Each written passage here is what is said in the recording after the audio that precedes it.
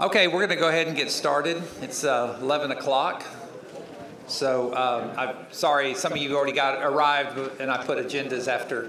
I had them here, but I got here early and forgot to put them out. So anyway, but we'll go ahead and start with the invocation and the pledges to the flags, please. Just stand with me and join Commissioner Byerly. If you'll pray with me. God, we love you, and we're just thankful for all the blessings that you provide for us each and every day. God, we're thankful for this area that we get to live in, God, and its beauty and all the natural resources. And God, we just pray that we don't take those for granted. And God, we just ask for guidance today. We ask that our actions and our words honor you, and that we set path on a united front to protect this area, God. And we just ask your blessings in all of that and your provisions to provide the details and all the things we need to know to help protect this area, God. God, we're thankful for everybody here. We love you, and we certainly can't live without you. Amen. Amen. I pledge allegiance to the flag of the United States of America and to the republic for which it stands, one nation, under God, indivisible, with liberty and justice for all. Honor and Texas flag. I pledge allegiance to thee, Texas, one state.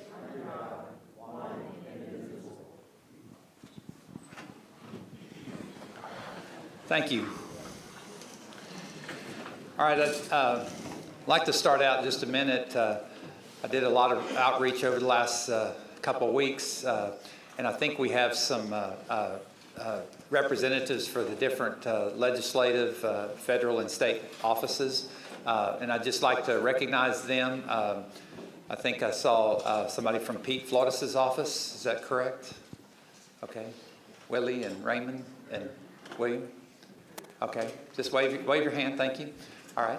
And then also Congressman Carter has sent a representative. Marie. Okay. Thank you. And then anybody else? Oh, I'm sorry. Oh, I'm sorry, Jill. I didn't see you. I'm sorry. Yeah, there you go. Okay, so we have Senator Cruz's office and Senator Cornyn's office. You should know him. I used to ride the elevator with him every day.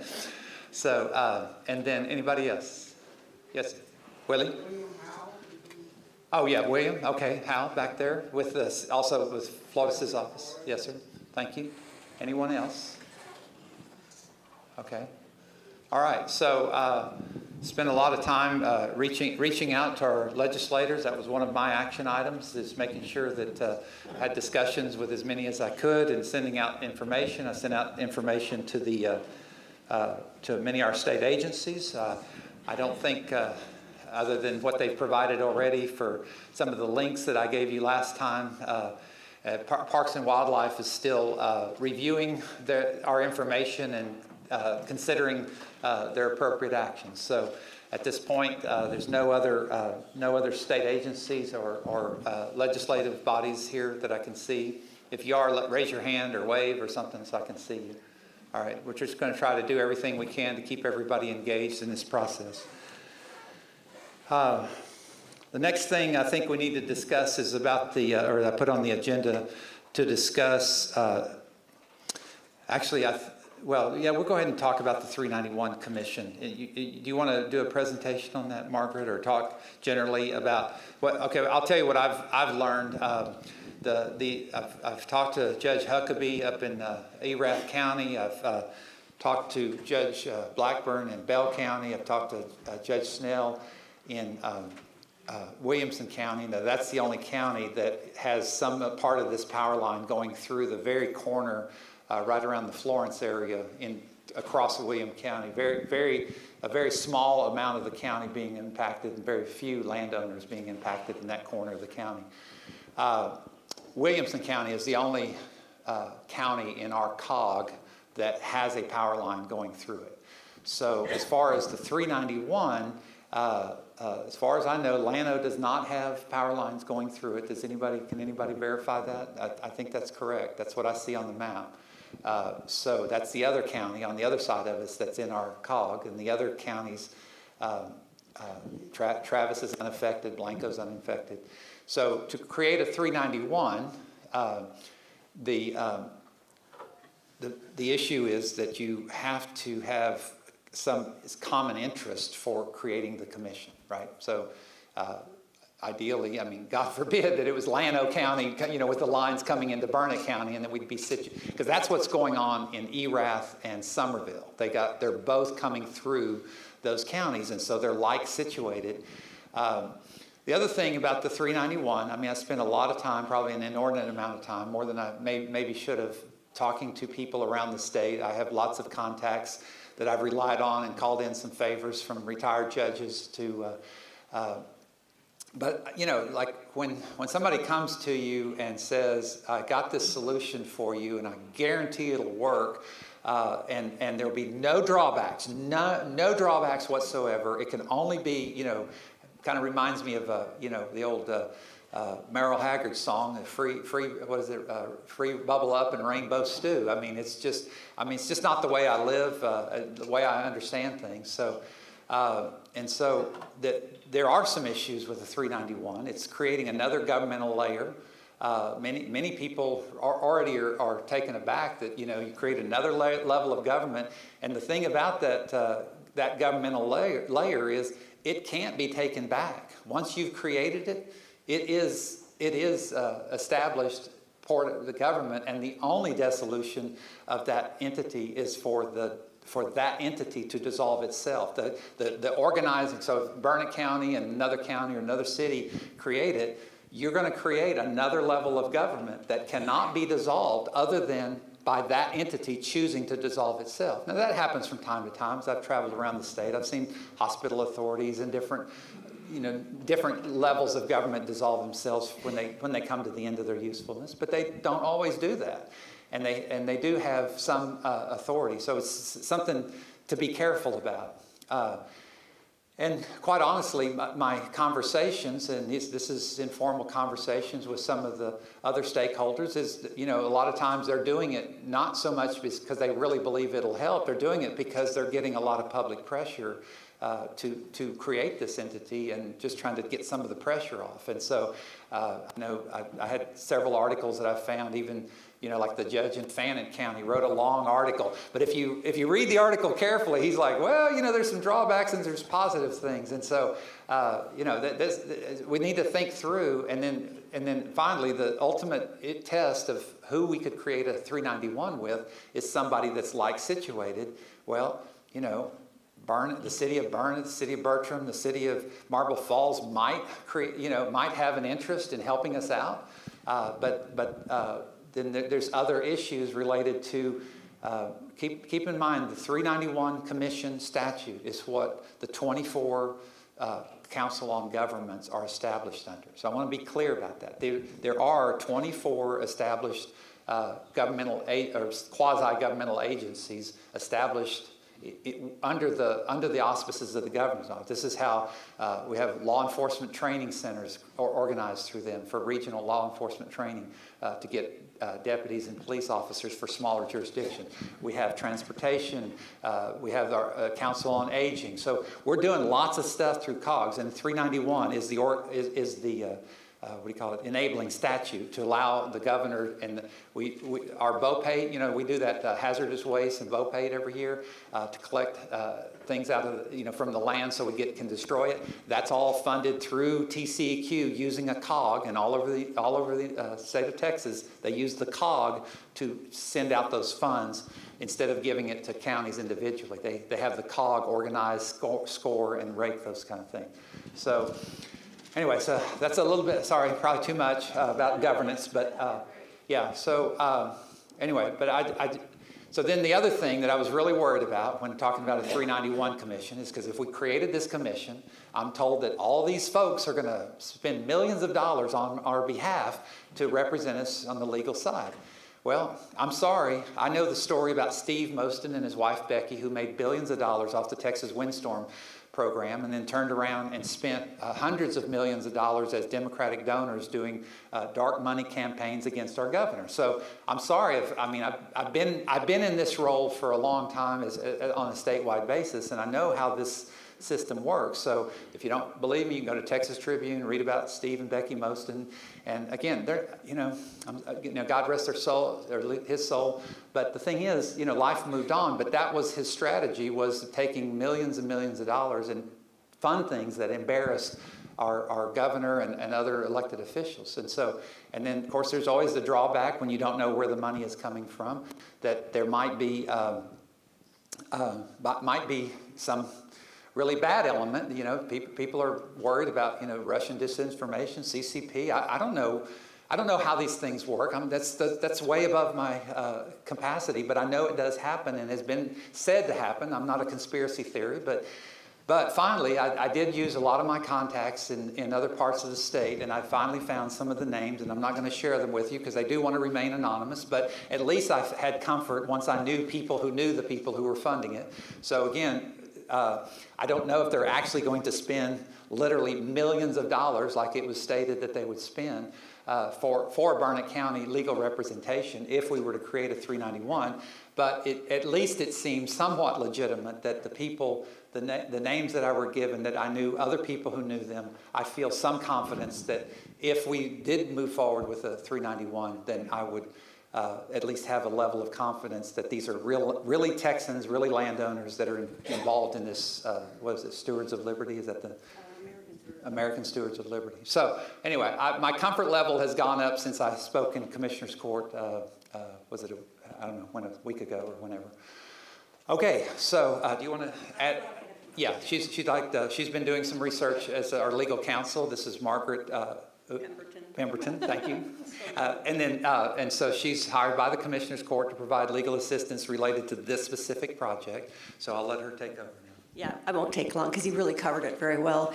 There are some, the statute's very long and it's hardly ever been used. And so I've been really trying to understand exactly the complications that could arise. And for each participant, so if it's a city and a county, they both would appoint 2 people from their boards or Commissioner's Court, right? And then they have to come up with another third person that they have to agree upon. So you really do want to be well aligned, because if we were in a different county, would the county, a bigger county, want to be the one to put the third person up? You'll lose your majority interest. You also have to find a legislator to be on it. There's a lot of hooks that the governor can jump in and start requiring certain things. They represented that it's only if you take money, grants or anything, but I didn't see that as clearly. I talked to them at length several times, and so by the end I was asking them, who funds this? Who funds the money for the attorney?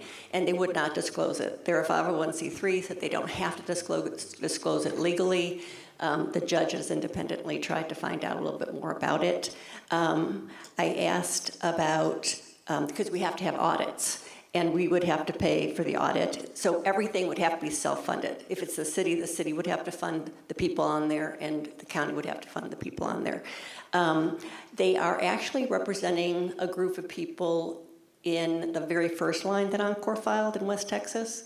Now, they have not been granted intervener status yet, and those individual landowners are also in the case for themselves, just protecting their land. So I asked them, would they be willing? This is the American Stewards of Liberty. And they said they might be willing to consider that, but they would not represent landowners about the line going on their property. It would be more of a general situation. I also asked them if they'd represent the county if it didn't form a 391. They said absolutely not. I also asked them if the county could talk to the attorney, because we have not seen an agreement that they'd end up signing, and they're not going to show it to us, nor are they going to spend any money to let us talk to the attorney unless a 391 is already formed. So due diligence, as a lawyer, due diligence is my part, and I'm still trying to understand it, though it sounded so enticing. It's like the silver bullet. Yes, let's get it. But there are a lot of things as a political subdivision the county has to consider. Then let's see. Then there's also another statute I found, which is a 490E under the Texas Government Code, which is another way that we might be able to do something. And it's just really more about the county official or an elected person contacting that group. So we're looking at a lot of different things, trying to figure out this. But that's really what my comments are, limited to 390, or the American Stewards of Liberty.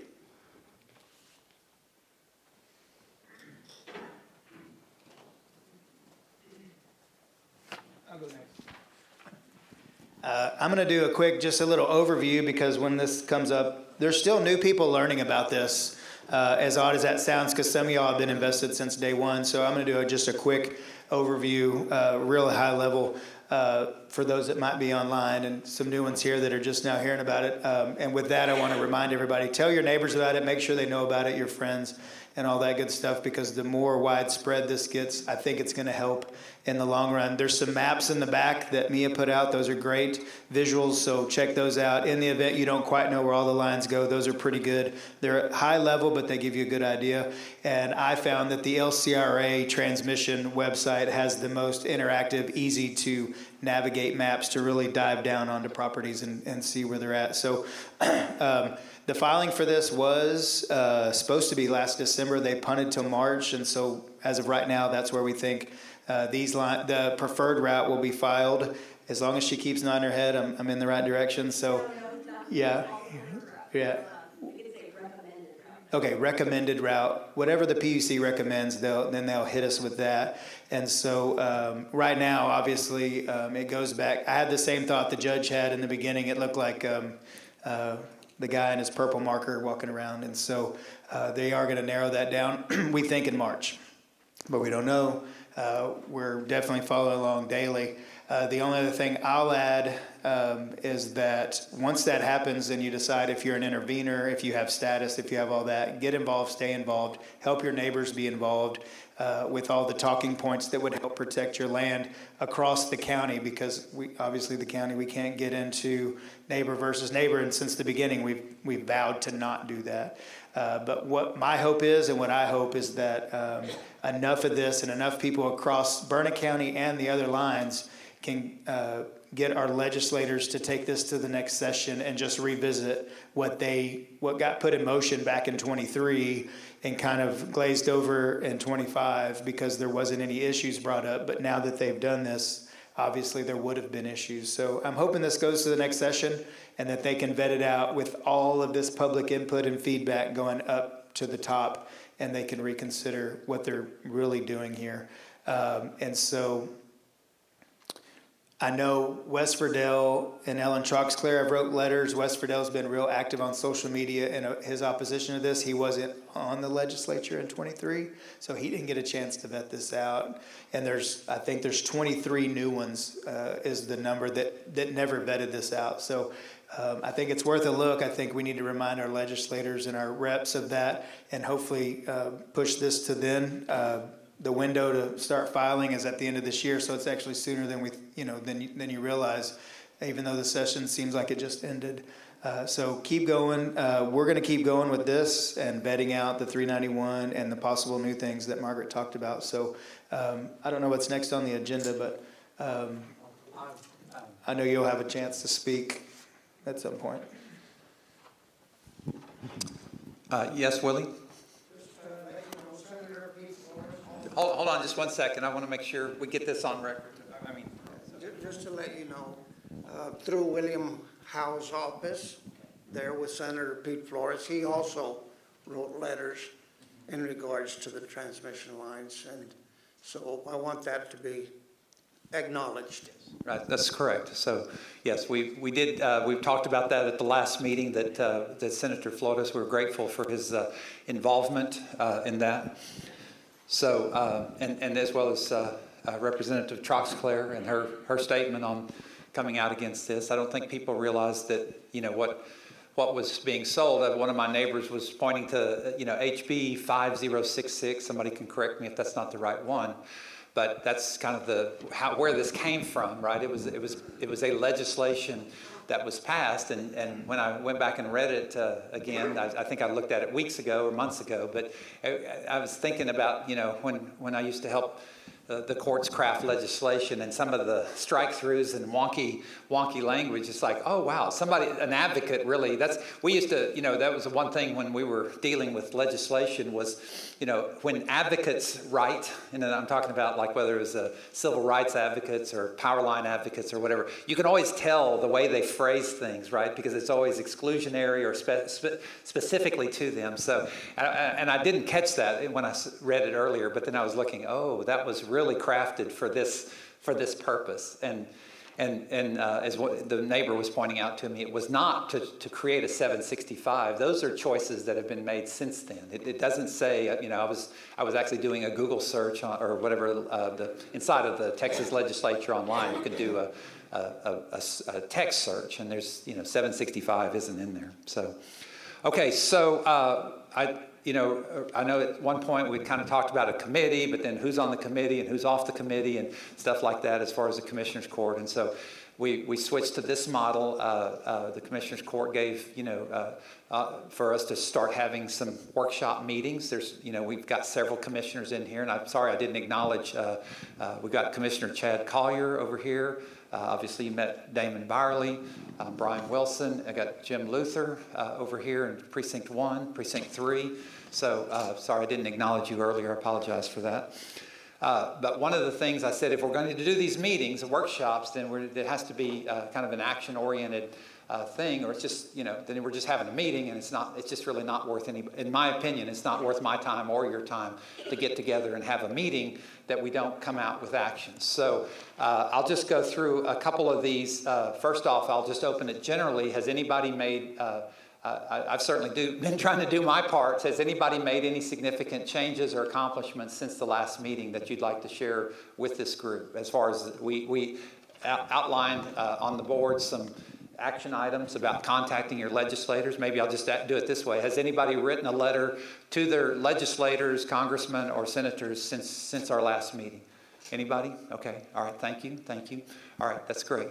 All right. I really appreciate that. That's important that we have those communication lines. Now, if you're unsure, I mean, I know there's a young lady back here, Mia. If you're unsure what to write, I mean, we don't want to send, a form letter. I get some of these funny letters, it's just like insert name here or whatever. But it would be nice, it's the thing about I learned years ago working for elected officials is, make sure you stick to 1 or 2 points. Do not write long letters, okay? You just need to have 1 or 2 points. You should state them at the beginning, and then if you have a couple sentences under each, to say, state the point, the 1 or 2 points that you're trying to make at the beginning of the letter in the first sentence, and then try to support a couple facts with that, and then close with what you told them at the beginning, right? That means what you learned in, 5th grade when we started learning how to write, tell them, do the theme sentence and then the conclusion sentence, and then just fill in a little stuff in between. Mia, do you want to say something? But really do keep that short and to the point. You'll have much more effect if you write 3 letters with 3 different points than you will 1 long letter with 3 points. Go ahead. I was just going to say, Mia Surratt, for anybody that didn't catch my name, we do have a couple of those form letters that you can just fill in your name. So if you don't have the time or you have writer's block, use it. It's not the worst thing in the world. Much preferable is for you to write a letter with your own concerns. I do have a guide that you can use to write a letter. It's very general and kind of helps you work through it. Hey, these are a couple ideas or suggestions that you could bring up. So those are just helpful things. Also, I did just want to say, I may not speak a ton on what I've accomplished. My group and I have accomplished quite a bit over especially the last few weeks. But this is streamed online, so I don't want to exactly tell Encore everything that I've accomplished. But if anybody wants to come talk to me one-on-one, I would love to tell you what we're doing and how you can be involved. So thank you. I appreciate that. Yes, and I I appreciate you bringing that up. I did read your email and took note of that, and we might do one of these next time without streaming it so we can have a little bit more frank discussion. Look, we're all neighbors. Many of us are friends. We need to take care of each other, and that's the. I see Nan and this group up here with the Rock Crusher. I mean, we're trying to take care of each other. You know what I'm saying? That's what this is our home. This is what we care about. This is just not playtime. This is not politics time. This is our lives that are on the line, and how we live our lives, and where we want to live. Right? I mean, anyway. I have grandkids. I watched that, what's that dumb movie, WALL-E or something like that, y'all know what I'm talking about? That little robot that's trying to clean up a planet that's all messed up. Now, I know, it's a kind of a political movie at some level, but, sitting there watching it with 3-year-olds, you don't get too political. But anyway, it's a cute story, but that's what it feels like sometimes is, I'm trying to take care, I spend all this time planting native grasses, native trees, and trying to restore my land, and then here comes a power line through the middle of it, right? I mean, y'all are doing the same thing, right? We're trying to repopulate our grasses and take care of our land. So anyway, sorry, I didn't mean to preach. I'll get on. Anything else about accomplishments? So I want to talk a little bit about establishment of nonprofits, and I asked Randy and some people this group to come up here because y'all have done a good job of setting up a nonprofit. Again, I really want to keep this action oriented, and if there's some things, I saw a letter go out to many of us landowners asking for donations that you contribute towards either experts or towards. I got it. Maybe did y'all get some of that? Asking for $1,000 to be sent to either for attorney fees or for expert witnesses. Did anybody else get that letter or just me? Okay, I thought so. All right. So again, I'm not criticizing, but what I want, Randy, I'd like you, if you don't mind, share a little bit about the organization that y'all put together. Do you mind standing up here and do that? Okay. I just assume if you don't mind, just go ahead and tell them about Save Burnett. And I think if you don't mind, in this case, I'd just really like you to explain. All right. Thank you, Brian. My name is Randy Prince. I'm with Save Burnett, and we have some people here. So we have Doug, we have Nan, we have Jackie, we got Marilyn, Denise, JB, and of course Mia in the back also does a great job helping us out. So we were formed as a 503c4, a nonprofit for Texas, to pull everything together into one central site or one business. Very similar to what Brian said. We have a lot of people that give donations through either the GoFundMe or checks directly in, but they come into the nonprofit. So it takes away judge sending money in or somebody else that's conflicted or not. This is the nonprofit that represents everything. What we've done, we've basically focused right now on the Rock Crusher. And our team has been working with the legislation, we work with the city council, we work with the county, and other counties. We've had Llano, we've had Lampasas, and everyone's supporting us also because they know it's coming to their area later. So as far as the 765, my thought on that, again, would be, get a nonprofit set up that represents stopping the power line and work together to where there's enough people out there that you can work together to get this thing stopped legally by just doing a minimal search. And I talked to Mia about this, just last night, just recently. What you don't want to have is neighbor against neighbor, because it's a no-win, and anything that happens, the power lines are going to win on that. And what you want is everyone as a community, as neighbors, pulling together, no matter which route it goes or anything else. So Mia works with us. We're going to try and support her, and a lot of her efforts are there. And if anyone has questions about the Rock Crusher, I'm happy to do it. If not, I'll hand it back to Brian. Any questions as far as? Yeah, are there any questions about setting up a 501c4 and what that looks like? It takes away a lot of the issues. If there's people sending checks and they can have the best intentions, But when somebody does a public information request or a PIR and they start getting it and they see somebody sent money or somebody donated or something else, it's going to come back later. If you can focus it all through one group that represents a common purpose, I think you're going to do much better with it. Right? Okay. So again, it's not the county. We remember we talked at on some of the actions at the last meeting. You know, what can the citizens do? What can the county do? The county can't do this. Okay, I want to be clear. The county might be able to do a 391 if we have somebody similar situated, but it's going to take y'all to make up your mind that you're going to have a vehicle. But the county can't. We can't do that. We can't participate with that program. So. And there's another one that's kind of affiliated with you, I guess, remotely. Tran, is that what they're called? Tram.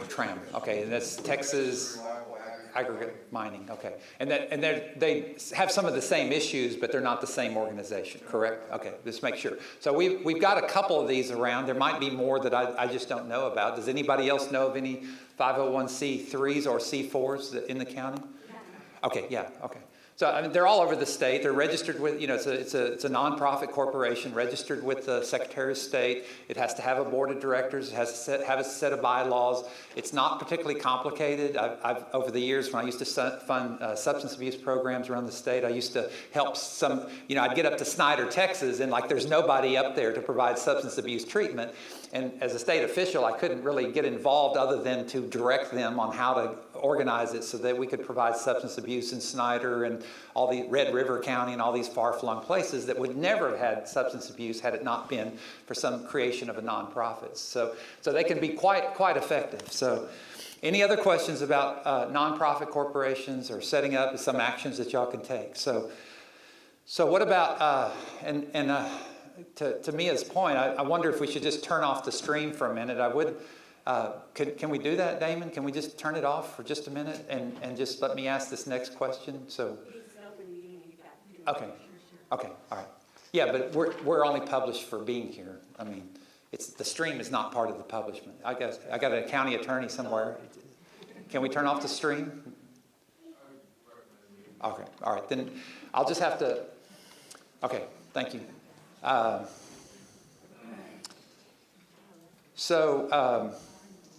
Well, we might, I mean, what I'd like, this next agenda item is just about, you know, you're here together. You need to talk about what coordination you can have between, you know, what was it, I1, G4, Opposition Alliance, what's the G6 group called? I forgot. So anyway, but I hope y'all take this time to meet with each other and maybe talk to our friends at SaveBurnit.com and figure out how to do a better job of coordinating. I just, I see Kevin and Patrick back there. I don't see Tom here today. Is he here? Okay. And then I see Judy and Mia. So anyway, just reach out and let's figure out ways outside of the camera to organize that. You want to say something? Yeah, go ahead. Okay, so again, I'm Margaret Pemberton, and I don't know if everybody knows, but you know, I live in the Enchanted Valley area. My children were raised here. They graduated from Burnett High School, so this is my home too. And independently of what I do for the court, I have not charged the court for any of this, but I've reached out to attorneys across the entire state that are dealing with these transmission lines to find out if there's any interest in forming a group. I've also been talking to trying to find firms that might be willing to represent something that's more grassroots and how much that might cost. And I have found a firm that could probably do it if the funding was there. I've also talked a great deal with Friends of San Saba, FOSS, and they've been around for a while, and they are very involved in the case, but not in Burnett County. They're trying to keep it completely out of San Saba because of San Saba River. And they're doing an incredible job. They have all sorts of information dealing with LCRA having had an agreement with the U.S. Parks and Wildlife that I guess they're not following. Again, hi LCRA, hi Encore. It's been filed in the docket. In our comment docket, there are items 110 and 115 for the Friends of San Saba. They they have no comment regarding once the line leaves the land passes area where it goes. And that's something that could be dealt with as a group. So really, at this point, it's important for you all to decide, do you want this to be across the state? Do you want it to be Burnett County? Do you want it to be for the counties involved in this line?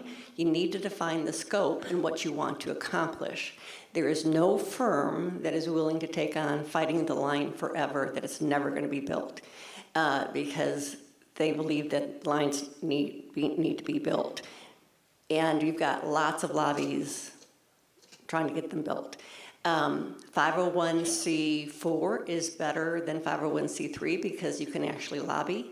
It's not tax deductible when you're giving donations, but you can lobby, and that's going to be important. I think the goal is that I've heard from people that would be willing to be on board is to get the lines to be reconsidered, because it did go through pretty fast, and perhaps if they can have it reconsidered until the next session, so the session can come up with a better defined way to do this, that would be a win. So and I'm happy to talk about more detail after the fact, after this, because it doesn't need to be streamed. I'm willing, to help, but you guys need to organize and figure out what your scope is first.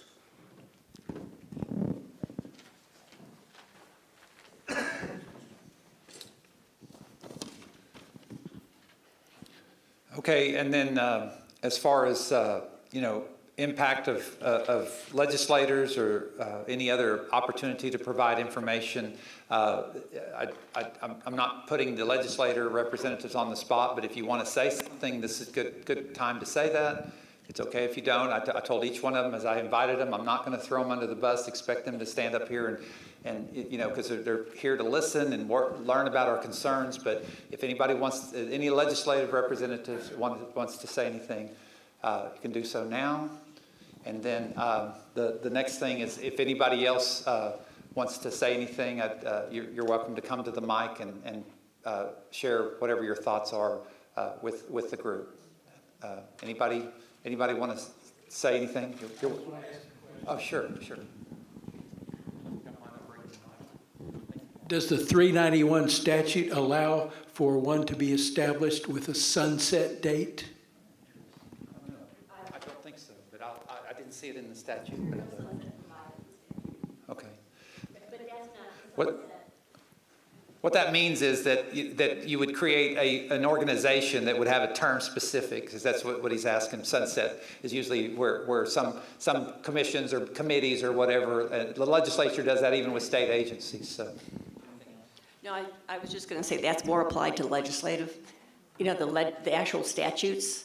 And it could provide for one if the legislature were to put in that anything that is created could have a sunset, but it's not in there. All right. So anybody else questions or comments? Yeah. Oh, go ahead. Here. Yeah. Do you want me to bring it to you? All right. That's fine. Where's halfway? I got to go back and count. I got to go count the squares. I just had one quick question or idea or thought, I don't know. But I'm wondering what would be if a 391 commission more broadly defined could be applicable to the areas that could help us, like Llano, City of Burnett, Marble Falls, anybody that we're interested in working with. But for responsible infrastructure, things like that could also then apply to the rock quarry or the train or all of the assaults that keep coming to Burnett County. And I'm just curious if that's something that we've considered. I know you guys are still on the fence about the 391 and still vetting it out. I understand that. I'm just wondering if that's on the radar to kind of, I'm on multiple groups, and I obviously support everybody. But I think that we can all kind of agree that all of this is bad for Burnett. And so I'm wondering if, and it's really going to, first of all, I think everybody knows these lines could very easily shift into Llano, or Lampasas County, or any of those places. But I also think that the fallout from these lines, the data centers, the BESS sites, the privately built substations, all of that could also affect those areas. And so I'm wondering if a broader, more, I'm failing for the words, I didn't write it out before, but just a more general approach to the 391 would help us attack on multiple fronts. So I guess that was my question or thought. Or do you want me to write it back to Debbie? Okay. I'm Debbie Lee, and I live on the G6 line. And Margaret, to your comment that even if we delay, it looks like these lines are going to be eventually brought here. Is that what I'm? Okay. What I was trying to say is they need electricity, and they have to get it from point A to point B. How it's done and how much they need can be very much more reconsidered. So who knows if it comes through here. There's, in fact, I-14 is being developed. They haven't finished it past, is it Lampasas? Yeah. So if that was being built, it'd be a perfect place to go along that corridor. It'd be great. It wouldn't even come down here. But those are things that have to be vetted and discussed about how you want your strategy to be. Right. I'm hoping that we are not going to just assume that this is inevitable, that we are still thinking about alternative, more economical, more current technologies that might not pose these problems that we're all opposed to. And just to be clear, I mean, like hold on one second. Was it you that told me about the grant program? Who was telling us about the grant program that the state currently gives? Yeah. Here, you want to go ahead and make a comment? I wanted to answer that, but if you want to say something, go ahead. Well, I'm Charlie Parker. I appreciate the Commissioners Court putting these workshops on and giving the people a chance to come here as a group and talk about this. The one thing that I had said in the last meeting was, and again, I'll say, I appreciate the representatives from the senators and all the different government agencies, but I would like to know why Ellen Trotzclair, HD 19 representative, Burnett County, is not here. I'd also like to say, I wonder maybe if her husband, Caleb Trotzclair, should be here as well, since he's a lobbyist for the power companies, but that's my point.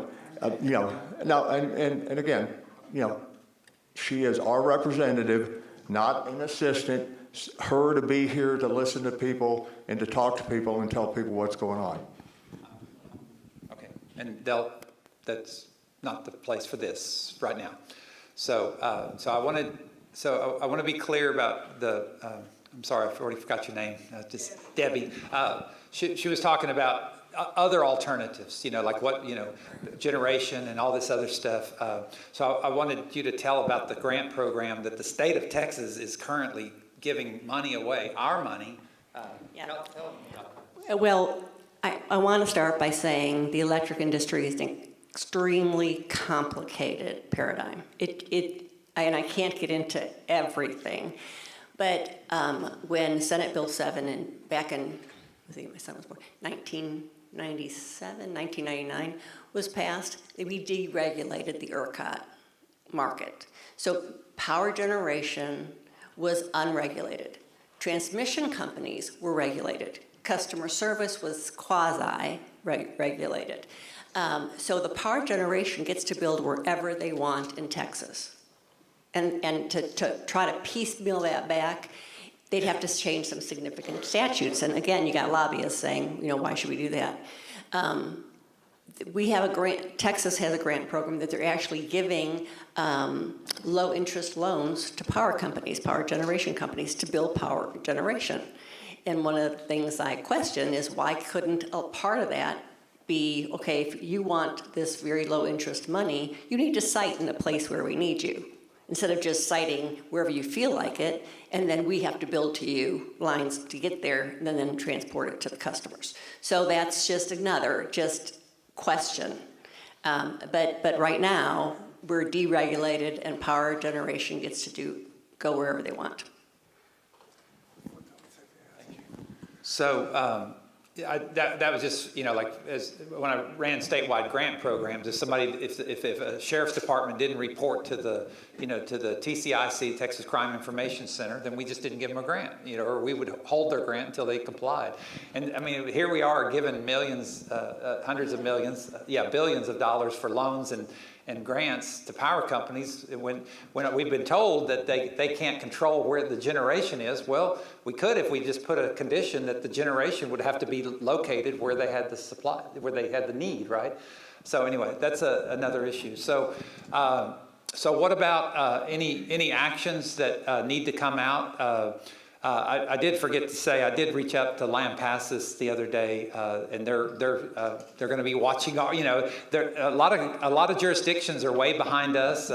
Maybe Erath County is a little further ahead, but not much. I spent probably an hour on the phone with Wes Verdell, and as he was driving home the other day. So I mean, there's a lot of people that are on our side. We just need to stay action oriented and figure out what we're going to do. So is anybody want to provide some things that for the county to consider doing? I do want to correct one thing about Ms. Surratt's comment. We're really not on the fence. It's about the 391. We were really, I had major reservations, and as a Republican and a hardcore conservative, I really worry about creating new forms of government on top of forms of government.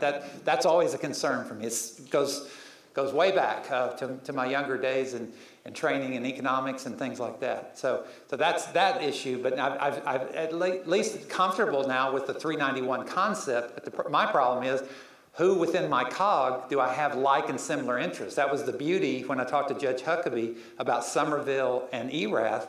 They had like similar interests. They have. And then as far as about the transportation, I mean, we have Campo, a lot of the other things that are listed in 391, but I'm of the same opinion about, we what was it? I was in office 3 weeks and we had a rail line, and we had the power. I was not even a week before the rock crusher folks showed up in my office, and I'm like, what? I live on the other side of the county, and so all of a sudden, it's just power lines, rail lines, it's just over and over and over. So I'm in agreement that this might be a way to make sure we get some traction on the state. So I'll be looking for partners. So I'm going to put that on my side. And then so 391. Originally, last week or 2 weeks ago, whenever we put it on there, I was just like, I'm going to check this thing out. But I'm a little bit more comfortable after talking to people around the state. But we're going to have to find like and similar partners. And that's going to be a challenge, I'm just going to tell you. So within our COG, because I've talked to most everybody. So I'll reach out to Llano, but beyond that, that's going to be a problem. What else for the county? Yes, sir. Patrick. Margaret, are we behind the 8 ball in all this? Like, are we behind the 8 ball? Are we behind the 8 ball on where we are right now with the with construct of where the transmission line process is located? Well, I'm talking about, like, if we were to get attorneys around the state to form an alliance to try to fight the state of Texas, if we were to get 391, if we were all to come together, how far behind are we? Oh, yeah, it should have been done yesterday. It's the landowners. The attorneys aren't going to form anything. You're going to be paying the attorneys and the lobbyists.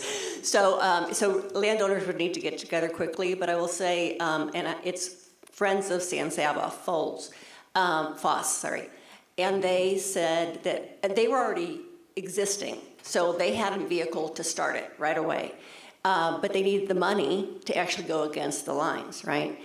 They have so many very wealthy landowners that they know. They raised the money in 13 days.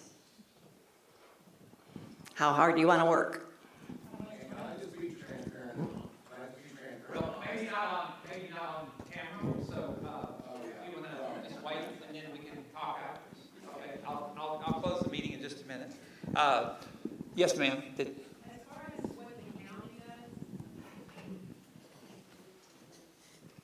Thank you, Sally. as far as what the county does, we heard from the rock crushers that other places that aren't necessarily involved right now with the rock crusher situation, we're willing to jump on board and be a part of that because of what it looks like in the future. And I think if you approach Llano in that way, they have an interest in this because that's where it's going to shift, and they have a lot of land that needs to be protected from being destroyed by the high wire. So please reach out to them. I did several times, but unfortunately, we have lots of different projects we're working on, and when we weren't able to line up before this meeting, but it wasn't for lack of trying. Same with San Saba. I reached out to Judge Foley several times, but it's just busy time of year. Okay, yes, Mr. Tudor.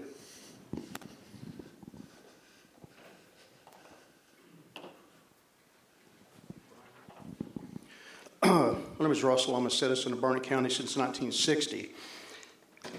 What moved us to Burnett County when I was 2? Do the math. That's okay. My father was officed up in the courthouse, game biologist. I went camping with him in 5 county area to do deer census, quail census, dove, turkey. And I was young. He had me counting scissor tails, but that's okay. I love this. I love the outdoors. I love this hill country. I've tried to move away a couple of times. Permian Basin, I missed the trees and the water, and I missed the lower wind velocities that didn't sandblast your eyes. I love it here. I love to see God's creation, and I know all of you do also. Folks, we're in the fourth quarter. As angry as this room full of citizens is, we're the water boy. We're down on the goal line. We're on defense. Somebody else has the ball. When I'm sitting here thinking, how in the world can this ever be happening to us? God's word tells us, our Creator, that there's only 2 kinds of people in this world. You can only serve God or you serve money, one or the other. Every single one of us is one or the other, whether we like it or not. Do we serve God or do we serve money? So what's happening to us here? Why are we in the fourth quarter?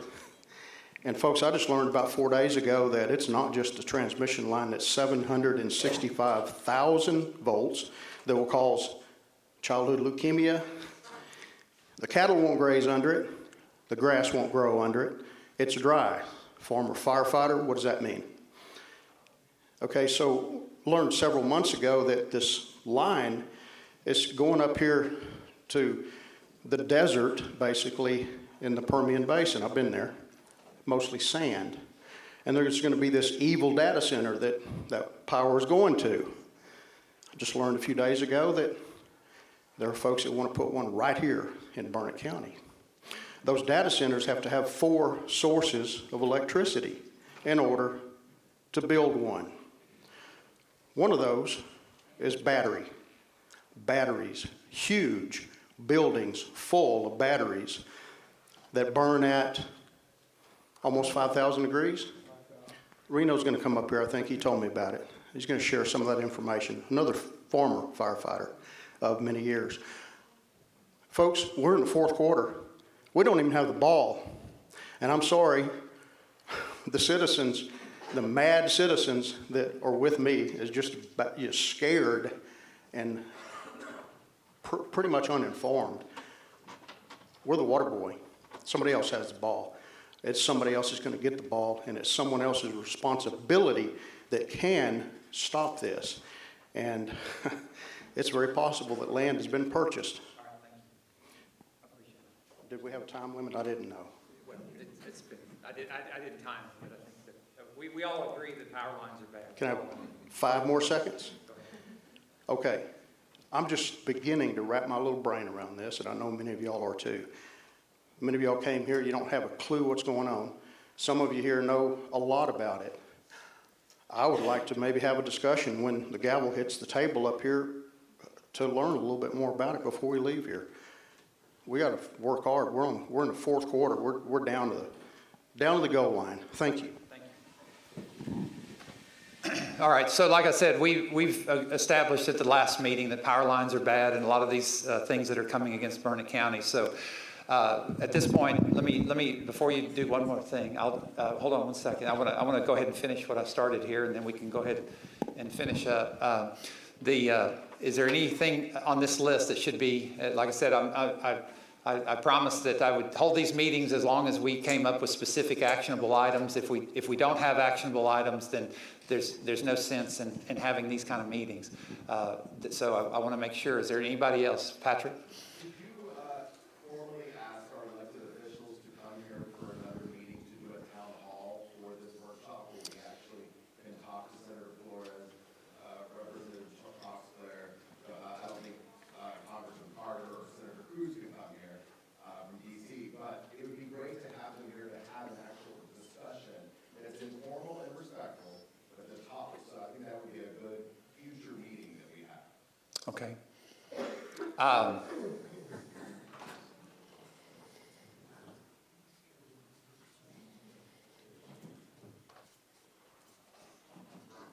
Okay, I'll look into that. I have spoken to them and or texted either way.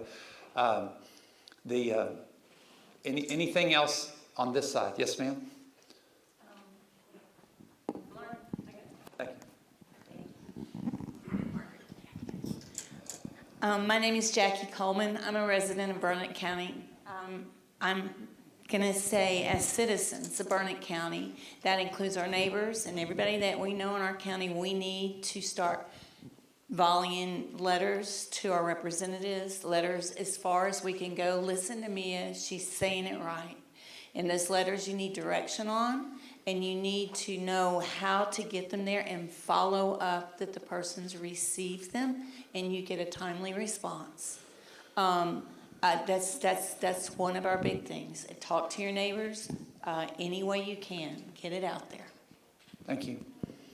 Okay, any other items over here? Thank you for that. I appreciate that. More letters, more correspondence, more communication. Okay.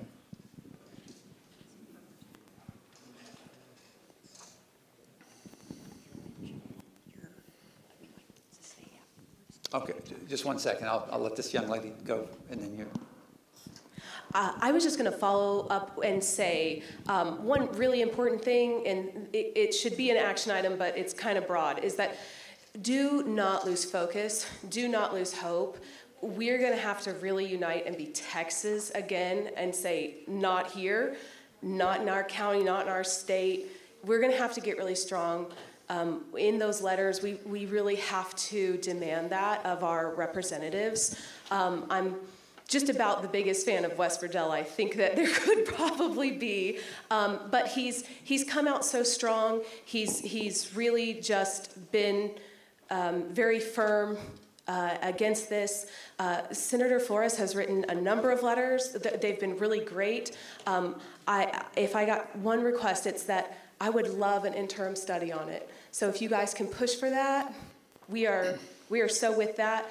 So another action item is interim studies in the House and the Senate, the Texas House and the Texas Senate. You know, we really want that. But the biggest thing is here, like, you guys have to, if we want to get serious about this in the county, you got to eat, sleep, and breathe defending this place, because we're I'm not trying to be alarmist, but we're under attack. We've got a for sale sign on this county. And if you guys want to defend it, you're going to have to be so serious on every front. All right, thank you.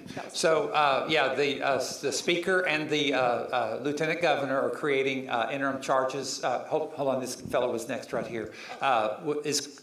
They're issuing to the legislature what issues they should be studying, and that is a good thing to write your letters right now saying, Lieutenant Governor Patrick, Speaker I'm getting old. It was feeling, but it's not anymore. So, but get to the speaker and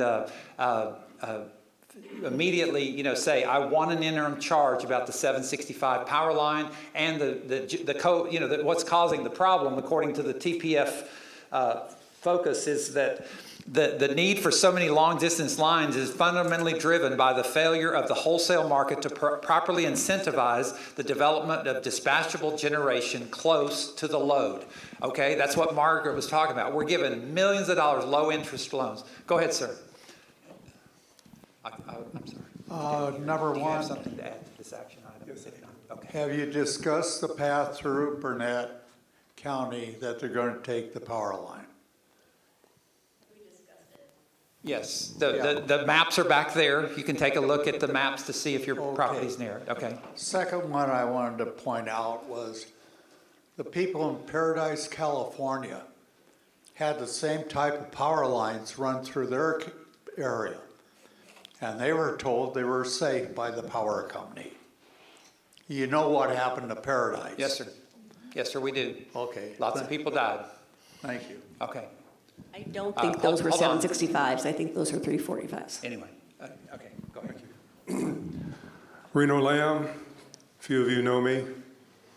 We've worked together, Randy. I'm wearing my other hat now as a retired fireman. I've been in public safety since I was 16, dispatching ambulances. How many of you, raise your hand please, if you are aware of the fire risk presented by the batteries that Russell Tudor mentioned? That's a pretty good percentage. There are several proposed associated with this power line. I haven't heard much discussion yet. I just engaged on this a couple weeks ago because somebody asked me to. These systems are equivalent to about 40 burning Teslas, each of them. Now, I was trained in Bertram Volunteer Fire Department on how to fight a Tesla fire. What do you think we do? We get back. We cannot provide 30,000 gallons of water. Our biggest truck is 1,800 gallons. We can call other agencies in to help us out, but we're never going to put that Tesla out. 40 of them in a pile is what these things represent. Plus, they are enclosed in a container. The one that burned in Moss Landing in 2022 required millions of gallons of water, and it burned for several days. Now, how are we going to fight that in this county? There are several proposed, and there are several that they're actually planning already. And I'd be curious to hear from Damon if you could look into a little bit more of that, because you were, yes, Claire? Aren't there 4 of them proposed for Burnett County? I believe there are 4 proposed for Burnett County, yes. They're called BESS. It's a Tesla energy system. They call them megapacks. Getting off topic, this is about 765's work. And these are needed to work with the 765 because they're solar power prepared, and the solar power doesn't go, it goes out every night. The sun goes out. So they've got to store the batteries. They've got to store the energy. So it is part of the 765 is these huge power packs. And the fire risk is just enormous. I'll be around. I hope y'all are staying later. We have reserved the room after this is over for further discussion without being moderated. Thank you. All right. All right. Any other action items? Okay. I was just going to let everybody know that Mia has fantastic flyers and documents and whatnot, and she really needs to recruit some people to go out to businesses in all the towns and little communities around here and get these either posted on bulletin boards or stacks of them on counters at appropriate places. Thank you. All right. Right behind you, please. Yes, I'm Robbie Van. I won't be long, I promise. It seems like some of you aren't very familiar with American Stewards of Liberty. I've been a member since the 90s. Okay. And it's amazing what they've accomplished as property rights organization. Now, they fight property rights all over the United States. And it's my understanding they've already got these 391 set up on the other transmission lines. Anyway, they're way ahead of where we are on fighting this stuff. And if we can get them to come in with us and help us, I think that'll be a real benefit. Okay, thank you. All right. Any other action items before I adjourn? Okay. All right. All right. I'm going to go ahead and adjourn the meeting. Appreciate your time, and then I think we should stay around a little bit with the recorder off and maybe have some conversations if you want beyond that. So I really appreciate your time today, and thank you very much.